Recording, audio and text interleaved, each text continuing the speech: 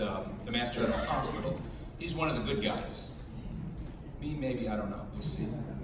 Anyway, just so that you know, the Mass General Hospital is the largest teaching hospital at Harvard Medical School and the largest part of Partners Healthcare. The Mass General Physicians Organization, which David works for, is made up of over 3,000 faculty physicians and 250 ambulatory practices. And coordination of these is a huge task, particularly when you take into account that Partners Healthcare is the second largest not-for-profit health system in the United States after Kaiser Permanente, with over $14 billion in revenue. And David is the Chief Medical Information Officer at Mass General Physicians Organization. He's an internal medicine and a pediatrician specialist, and he's been instrumental in application of electronic medical record at our institution and pioneering emerging technologies which enable more efficient clinical care. So consider this question, and this leads from those of you who took Module 5 and ALD, because it's a really important concept of how our quality of life goes. Do you feel stressed with time sometimes? Do you feel pressured to deal with different stakeholders? Over 50% of physicians are burned out in our organization because of this time stress. And this overwhelming burden in managing ourselves and our patients is a major drain on the performance of the organization. So in his role as David gets it, and David's committed himself to improving quality of life of his colleagues by leveraging technology and workflow and engineering to reduce administrative burden of physicians. If you remember ALD, we learned about managing stress in ourselves, and David is one of the good guys in terms of helping us do so. So David, thank you very much.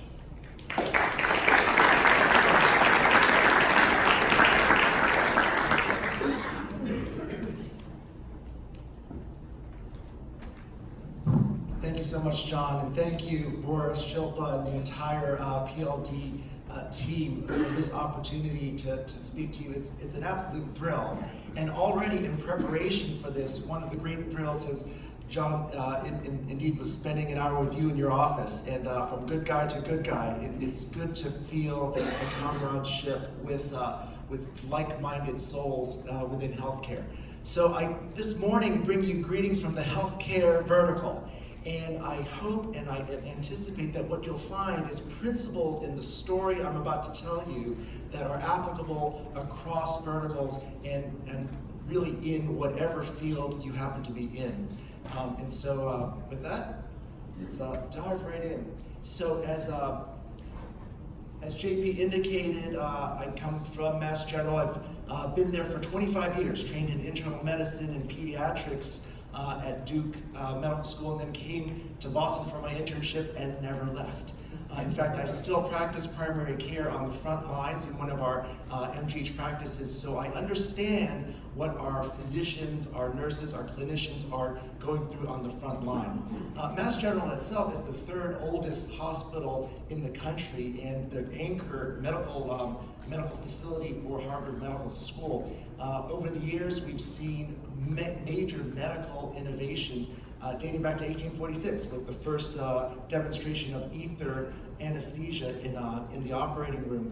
And then since then, in the 1960s, Octo Barnett invented the Cachet or MUMPS computing system on which electronic medical records today are based from that. Functional MRI, the first demonstrations of telehealth and telemonitoring were all done at Mass General Hospital. Over the years, we've had 9 Nobel laureates come through our doors. So it's a real place of innovation, and at the same time, we are no stranger and not at all immune to the drivers that are affecting healthcare throughout the United States and increasingly across the world. And so what are those drivers? Well, what you see is nationally the need and the impetus to bend the cost curve, not even to bring down the cost of healthcare, which is a $3 trillion cost to society, but just even bring down the rate at which healthcare is growing. In order to bring that down, we have to set new contracts with new risks and incentives. Traditionally, physicians and healthcare delivery networks have been reimbursed on a widget-based or fee-for-service model, but now we're starting to enter into new contracts which inject risk for value-based purchasing of services. In order to accomplish that, we've needed to reorganize entire structures. So hospital structures, physician organization structures, payer structures, those have all needed to be revamped. All with the theme of coordinating care for the highest risk patients. These are patients for which we would say the top even 5 to 10% of patients really take up 80% of the cost. So we want to focus on those highest risk patients, giving them better access to our physicians, to our surgeons, such as Dr. Warner, and to our medical specialists as well. And using local incentives to drive behavior on the part of our physicians. Okay, so this is all just basic HBS principles here, but what are the consequences of implementing these changes poorly? Well, the data are pretty clear and have been replicated in numerous studies over the past years. Christine Sinsky, Tate Shenenfeld have written extensively about how in our country, anywhere from 35 to 65% of our physicians are burned out, whether that's by depression scores, engagement scores, lack of enthusiasm, and so on. These numbers affect even more intensely those who are on the front lines of care, our primary care physicians, our urgent care physicians, emergency room physicians, and so on. And what is burning these doctors out is essentially the rat race having to do with integrating with technology. So we started this exercise talking about disruption. Probably one of the biggest disruptions that's happened in our country over the past 10 years was the requirement by the federal government that was promulgated back in 2011 to require physicians and hospitals to use electronic medical records or electronic medical systems.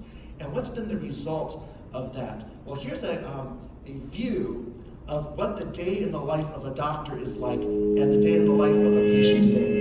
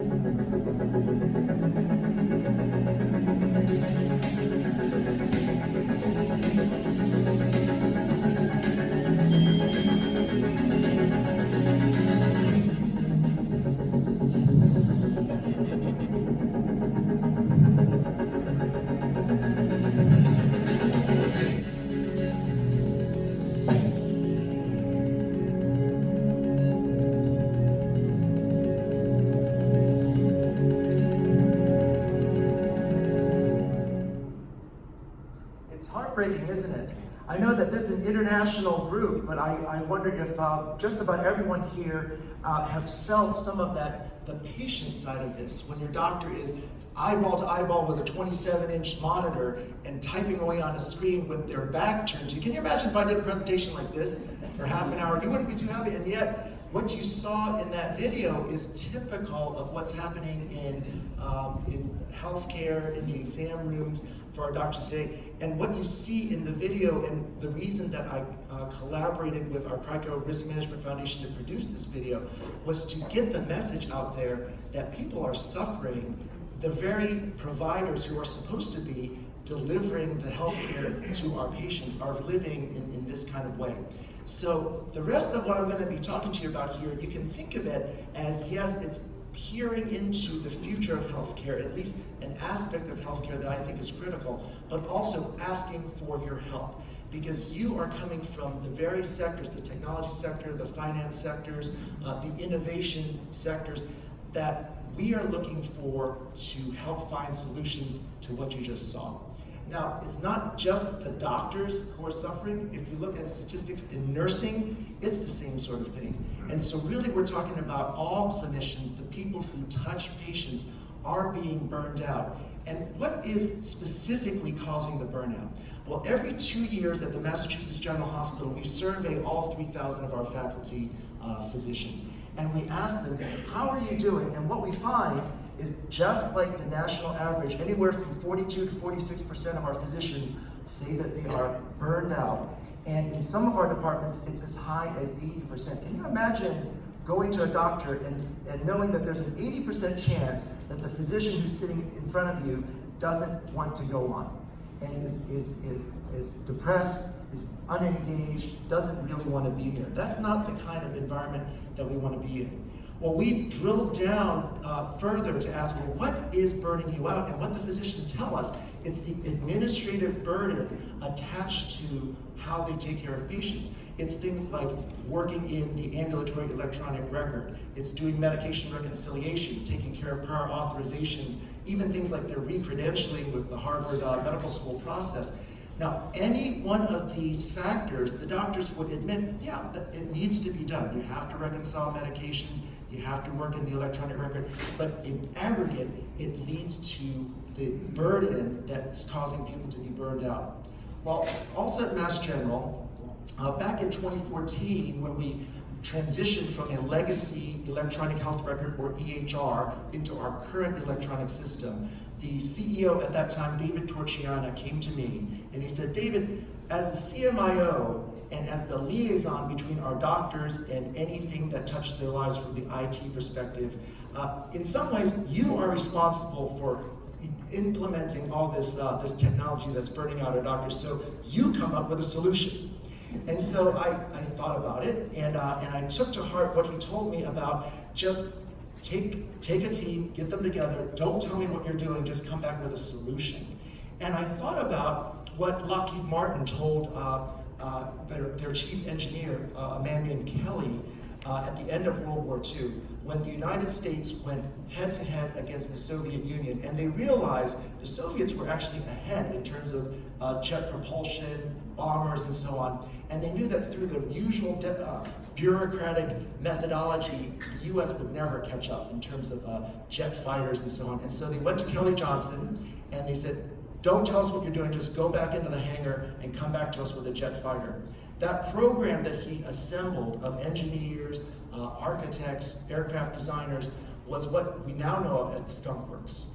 And that unit that within 3 months produced the Lockheed P-80 Lightning fighter was also the nidus for the U-2 spy plane, the SR-71, the stealth bombers that we see today. That all came out of the Skunk Works. And so I thought about the aviation industry, and in my mind said, well, in healthcare, we can do a similar thing. And so we assembled a team that to this day we call the Kitty Hawk team. And it's about 60 people within Mass General Hospital assembled from existing teams. These are not new hires or new FTEs, with the task of doing the following. It's returning our physicians to the joy of practice of medicine by reducing their administrative burden. And so how did we do that? Well, we started by creating a timeline and drawing out a series of components that we knew based on our surveys of our physicians, but also looking at the healthcare industry and where it was moving, of components that needed to be built in order to reduce the administrative burden and actually go beyond just reducing burden, but actually opening up a different way of doing healthcare. And it occurred to me that that concept is so theoretical and so difficult to grasp that what we needed was another video. And so I'm going to show you a clip from another video, but this one is a little bit more visionary. So think in your mind to the horror movie of what you just saw, and now imagine this is the way life could be if we brought our technologies and our processes and policies together in a way that helped our doctors and our patients. It's good to see you again, Mr. Lee. Good to see you, Doctor. It's been a little while. Yeah. How's Grace? Oh, she's well. You know, our youngest just got married. That's wonderful. I see you here for your annual checkup. Thank you for reviewing the medications and symptoms in the waiting room. Is this list correct? Yeah, this looks right. Except I'm no longer taking the sinus medicine, and oh yeah, by the way, I'm running low on the atenolol. Iris, can you remove the loratadine from the medication list and renew Mr. Lee's atenolol? Dr. Davis, Mr. Lee's blood pressure is 152/93. His pulse is 62 and regular. Do you wish to review before finalizing the prescription? Yes, Iris. Have you been taking the atenolol and the Diavox? Which one is the Diavox? Diavox is the orange pill with the letters NVZ stamped on the side. Oh, that's the one that I've been cutting in Dr. half. Davis, at Mr. Lee's last office visit 2 months ago, he was seen by nurse practitioner Jennifer Adams for sinus pain, but at the time also complained of unusually dark stools. A CBC was ordered at that time. Iris, pull up that last visit and cue to the discussion about dark stools. A couple of times my stool was almost a black color. I've never seen it like that before. How long have you had those symptoms? A couple of weeks. Anyway, it seems to be better now. I haven't noticed the black stools for a while. You know, all the same, why don't we check a CBC today to make sure that you're not anemic? Because sometimes dark stool can mean that there's blood in your GI tract. Pause play. I completely forgot about that blood test. Well, I'm glad we're following this up today. I want to order a colonoscopy to check for polyps and a repeat CBC to make sure you're not more anemic. Mr. Lee, the first available appointment on the main campus is next Thursday at 10 a.m. Would you like to schedule that time and date? How about that one? I'm off work that day. The procedure is scheduled. Let's go ahead with the physical exam and we'll order other tests depending on what we find in the exam.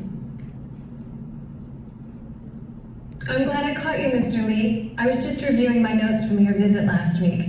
And also, I just received the colonoscopy results from yesterday. Looks like you had a precancerous growth in your colon called a sessile polyp. It was big enough that it was causing quite a bit of blood loss, as well as those GI symptoms you've been describing. Fortunately, the gastroenterologist was able to remove the polyp, and we think that's going to take care of your problem. With your family history, I'm going to recommend we repeat that colonoscopy in 3 years. Will do. Okay, Grace. No, it's the doctor. Thanks again for the good news, Dr. Davis. Anything else? No, that's it. Bye now. Non-face-to-face physician consultation documented and finalized. Proposed CPT code 99443. Do you wish to confirm and close the encounter? Yes, please. Dr. Davis, your daughter is calling on line 3. Hi, sweetheart. Guess what? Mommy's done with her clinic early. Mommy's done with her clinic early. What a contrast from that previous video where the mommy comes home and she's missed the birthday party. It's you know, we actually used my house as a filming lot for that first video. And when the actress came out of the room and saw the keep out sign, she actually started crying. And the whole film crew started crying because you could feel the emotions of missing your child's birthday. And yet that's the reality.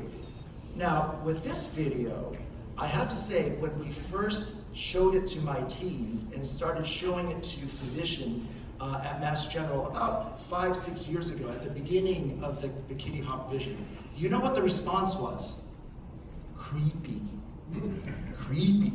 Why? Because think back just 5 or 6 years ago, did people know about digital voice assistants? Did they have any idea about video recording of visits, of computerized AI that actually reviews your activities and then comes up with a cost accounting? At that time, there was no Amazon Alexa, there was no Siri, there was no Cortana, there was no Dragon Medical One, and yet we take that all for granted today. 5 years ago, people said, no, this will never happen. First of all, it's creepy. Second of all, it's all Star Trek, like holographic displays. Oh, well, I guess back then they'd never heard of HoloLens.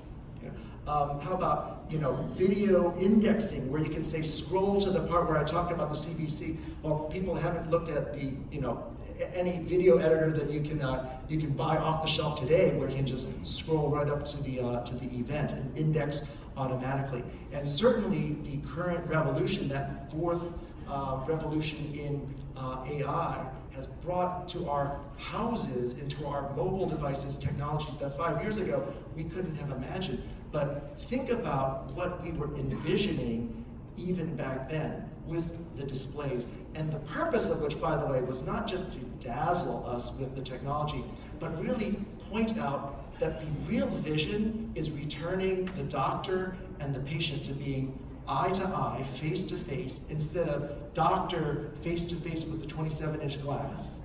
And the technology, it doesn't disappear, but it fades into the background, but surfaces when it's needed. So when the doctor asks, I need this result, or it makes an inquiry, then the technology surfaces up. Notice too that the technology serves not just the provider, but also the patient. And so this brings in a cultural change where we realize, today our patients, which in your sectors might be your customers, are interacting with you in ways that could not technically have been done before. So if you think about the finance industry and the way that with online secure portals, you have real-time chats with your customers, you could never have done that before. Yet in healthcare, we're just starting to engage with the idea that the physician is no longer the supreme leader in the room, but now you have to engage the patient in a conversation. Well, if that's the case, then we need to surface information to the patient just as we surface information to the doctor. So again, you notice in the depiction here, there's a shared decision making, there's a shared process. Other conveniences, things that in some of your industries you've been doing forever and ever, in the entertainment industry, in the travel industry, where patients can self-serve and check in on their own and self-schedule. In healthcare today, we're just starting to do those things, but we were envisioning that in the video. And so that's why the Kitty Hawk program, I think of it as a Kitty Hawk portfolio, because we realized that we could not boil the ocean and go from 2014 to 2020 overnight. And that many of the processes, the technologies that you saw in that video didn't even exist when we were coming up with the timeline, but we anticipated they would exist. And so what we did was we started to organize our teams around building components, or building these building blocks that eventually would roll up toward the EMR, or the healthcare environment of the future. So I'm not going to drain this timeline for you. I'm just going to highlight a few of the components just to tell the story of how we walked our institution through moving toward a vision of the future. So if you think about the video that we just saw, one of the things, or several of the principles that come out, are the need to change the healthcare culture from one of single solo practitioners to one of delegated teams, to group efforts, to taking critical clinical work and delegating it off to trusted counterparts. Why? Because if we never get past the idea that the doctor herself or himself has to be the one pushing the buttons, then we'll never get past the ability to implement, let's say, AI, and let's say allow automation and robotics to take over some of those critical tasks. And so what you see at the far left of the timeline here are some of our very early components in Kitty Hawk, with the specific purpose of proving to our doctors that you can delegate work to a trusted third party. And what I'm talking about is a program that you see on the bottom left called METAL. METAL stands for Medication Extract, Transfer, and Load. The significance of this is, remember I said one of the drivers for the whole Kitty Hawk portfolio was that we were transferring all of our data from a legacy electronic health record. Basically, it was a homegrown system that Partners Healthcare and Mass General and the Brigham had built. We were transitioning to a commercial product. But we had terabytes of patient information that needed to be moved from one database into the next. Most of that data we were able to move electronically, except for medications, because our own engineers told us by the time they mapped the medications one-to-one from the old database into the new database, first of all, the whole transition would have been over by the time they got to it.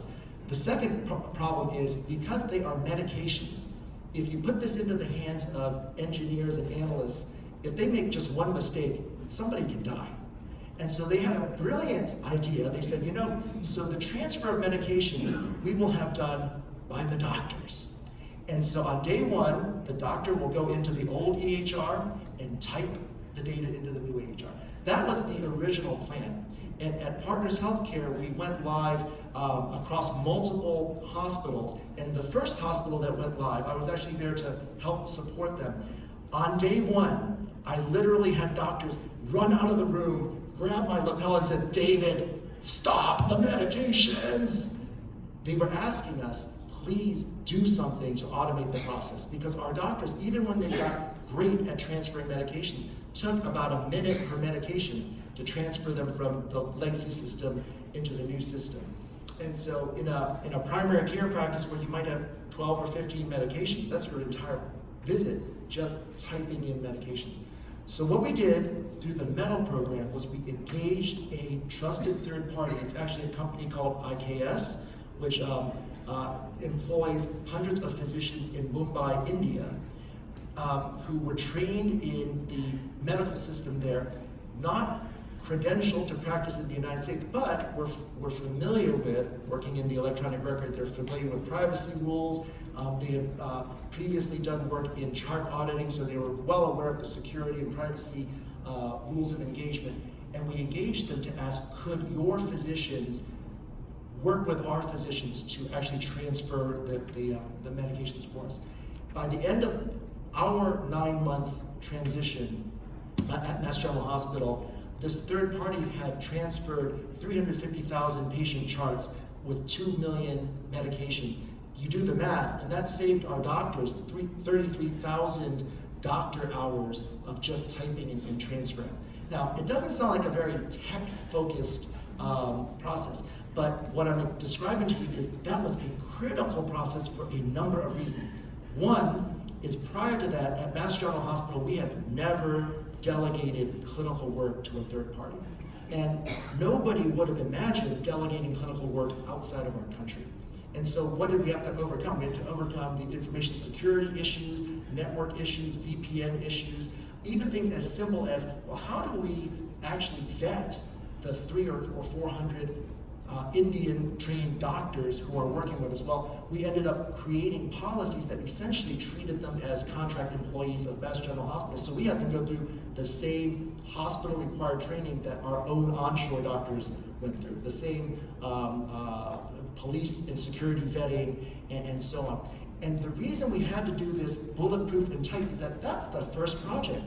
So you can imagine, if we screw up once, if there's one data breach, if there's one mistake, if there's one security problem, it's over for not just the whole portfolio, and not just for the vendor, but it might be over for the hospital, right?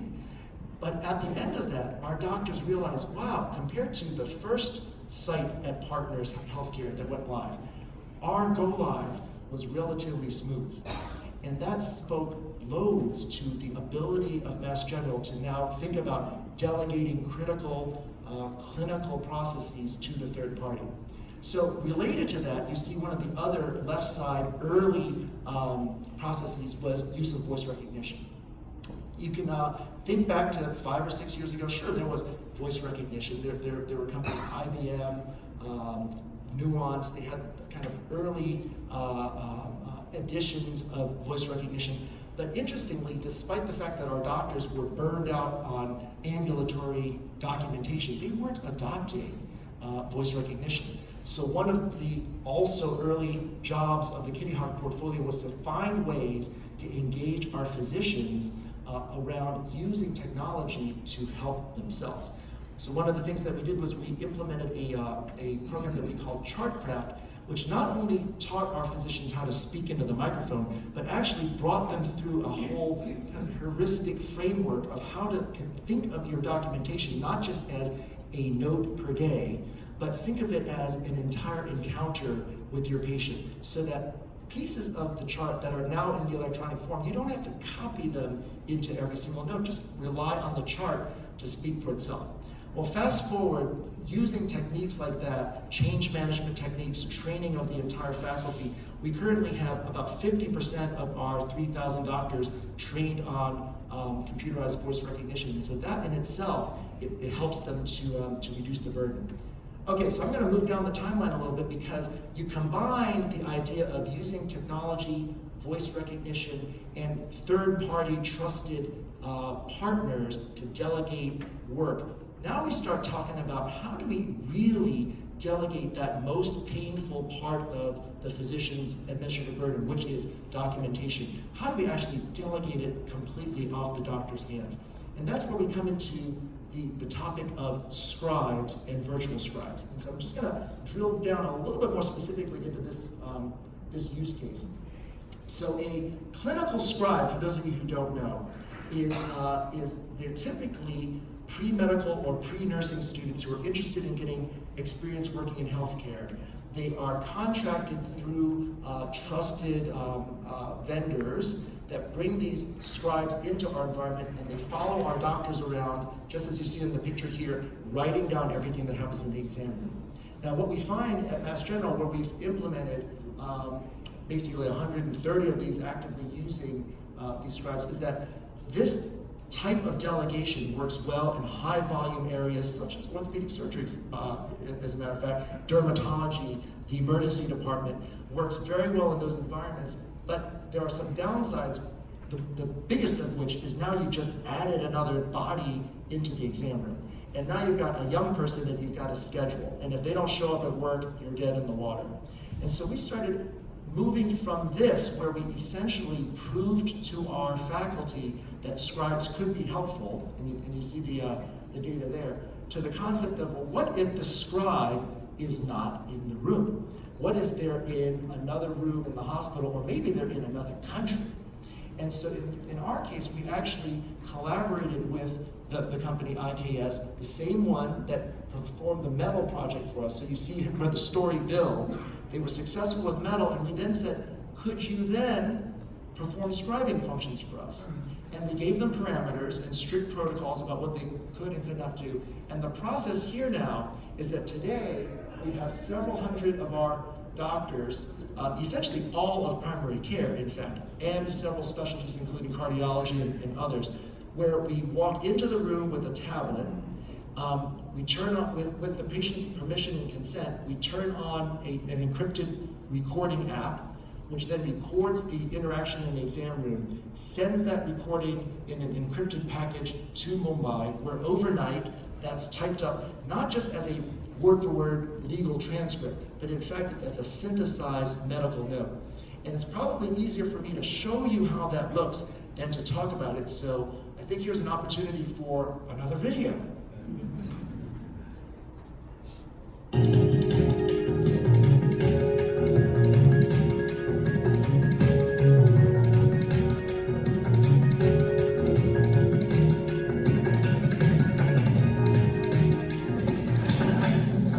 Mrs. Lee, it's good to see you again. It's been a little while. How's Frank? He's great, thank you for asking. Great. I think the last time we saw each other, it was right before your daughter got engaged. Right, it was, and she's married now. Great. Well, congratulations. Well, thank you for letting me record our visit today. Yes, absolutely. I know that we're here to follow up your diabetes and high blood pressure. How have things been going over the past few months? Really great. In fact, I've actually lost a few pounds on that high Let's take a protein. listen to your lungs. Have you take a couple big breaths through your mouth. Now I do hear some bronchial breath sounds throughout, and in that lower right lobe, I do hear a little bit of a focal wheeze. Have you had any palpitations or No. chest pains? Nothing like that. Okay. Good, and there's no swelling in your ankles. So I would say, the good news is, aside from the positive lung findings, your exam is otherwise normal. Great. Good. Well, let's go back to the desk and we'll do some orders. And so let's summarize what we've been discussing today. We'll start with the diabetes. Congratulations on losing the weight. I think that's really helped. And so what I'd say we should do is check your hemoglobin A1C today. And if your average blood sugar really has fallen so that the A1C is less than 6, we can cut that metformin in half. But others, I'll send you a message on Patient Gateway with instructions to do that. And so let's go ahead and I'm going to talk to the computer and order that hemoglobin A1C and the diabetes panel, order diabetes labs. Great. Now, in terms of the high blood pressure, also you brought that under nice control. In fact, maybe in advance of the printout. Terrific. One final thing I'm going to do is I'm going to set you up for a follow-up appointment, probably in about 4 weeks, Okay. so we can recheck things. Good, and then the front desk can check you out. Okay. Wonderful. Have a wonderful Thank you, rest of the day. Thank you. Take care. So a couple of points here. This is actually the training video that we give to our own physicians, and this is really what the workflow looks like. So do you notice that it's now 2019, and that looks a lot like the vision of the healthcare environment of the future that we envisioned back in 2012, 2013, where the doctor is face-to-face with the patient, they're having an interaction, the technology is there, but it flows into the background. And by the way, the next day, without the doctor having typed anything, that's what shows up in the electronic health record. A beautifully synthesized note that here on 2 pages, not 5 pages of computer dump, it is a nicely clinically useful note. When we look at the effects on our doctors, we see this. On the chart on the left, you see pre-virtual scribe, the program that we call Scribble. And the way you interpret this is the orange area graph is places where the doctors are working in the clinic. The blue is when they're in the electronic health record. So what do you see? So these poor doctors, before using the virtual scribes, they're spending hours before clinic and hours at home afterwards typing up their notes, working in the electronic record.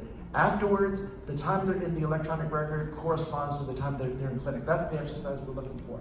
In some of our other analysis, we've seen that use of virtual scribes decreases time in documentation by an average of 35 to 38%. And you can start to imagine, what do you do with that? Does that mean you can see more patients? You can access patients better? You can spend more time reviewing results? You can spend more time doing virtual care? Or you can spend time going to your kid's soccer game? The answer is all of the above. And all of them are good news stories for our physicians. And I'm not going to read through these quotes, I'll let you see them, but this is what our physicians are saying about the kind of technology that we've rolled out. So the question is, what's the next step? You see the timeline there, and you see that we're almost at it. And that's where I'm asking for your help, because we're looking at the last mile. And what is the last mile? The last mile includes things like this, taking the people-based teams that now we've done the practice. We know exactly what the workflow needs to be. We know exactly what the process is to gain adoption by our clinicians, to inject the workflow, the compliance into the process of seeing patients. Now we want to fortify that with AI tools. The first step is the human hybrid machine, where you have scribes. Why don't we make the scribes faster so that they're more efficient, more cost effective? That's step one. But eventually we all know that we're moving in the direction of Google Voice, nuanced technology, and modal technology, and so on. Some of you are probably working in these sectors and technologies. That's where we want to go. And then think back to the original video I showed you, or the second video I showed you, where the coding is automated, where all the decision support is served up in the right time for the physician. So I'm going to end with just a brief clip of the final video, which is the call for help and kind of the thought-provoking topics that I hope you'll be thinking of as you apply technology to this vertical, but also to your own. That healthcare is primarily a relational enterprise. It is not about transactions. And I think our EHRs have been designed for very transactional purposes. The consequence of an electronic record that does not take human factors into account, that fails to account for the true clinical workflow, or that fails to present data in a way that's easily consumable by human eyes, is that it leads to clinicians, physicians missing important information. In places that are at the leading edge of electronic health record technology, what we're seeing is a more seamless experience and more seamless usability for the provider and for the patient. So it should not be the case where our clinicians are having to guess where information is and have to think about how to process that information. The right information should be presented to the clinician when they need it, and it should be in a format that allows clinicians to easily see the information and act on that information. So EHRs can be designed so that they help physicians get quick situational awareness about their patients, so that we can learn in a glance who this patient is, what are the important features of their past, what's the important features of their medications, of their labs, and see all that in one quick glance. We can even think about different ways of maneuvering or manipulating the EHR. So if you're scrubbed and in a sterile environment, you can imagine gestures being used to indicate key information that then needs to go in the electronic health record.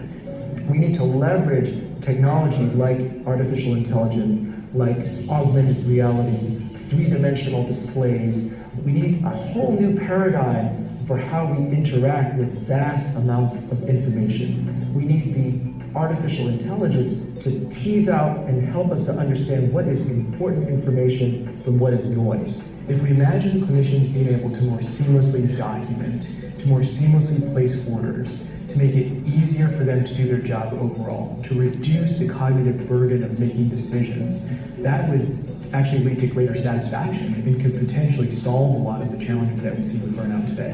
What's really interesting and exciting to me is the last generation of AI, or artificial intelligence, which is prescriptive artificial intelligence. This is where the technology takes all the information that we have available and not only can tease out patterns and recognize what might happen to a patient, but actually makes recommendations about what would be the best decisions to make based on all the information that we have at hand. We have to be absolutely insistent that the EHR be efficient, that we get rid of any extra clicks, any extra screen changes, because all of that adds to the time cost and the cognitive work cost. As a user, I often feel that the whole notion was that it was a physician and a computer that were the main event. And maybe there's a dotted line to a patient off to the side. And what I really believe we need to reimagine is that the main event is the physician and the patient, with the technology off to the side. As a doctor, I feel that our primary responsibility is to take the best care that we can of our patients without being distracted, without losing focus, without becoming frustrated. The electronic health record can be the kind of tool that really augments the human interaction, that really serves the clinician and allows the clinician to be the kind of doctor that he or she wants to be.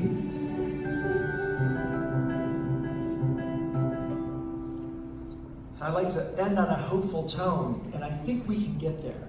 And I think together as leaders in industries, not just healthcare, but across verticals, I think we can move our society in that way. So thank you so much for your attention.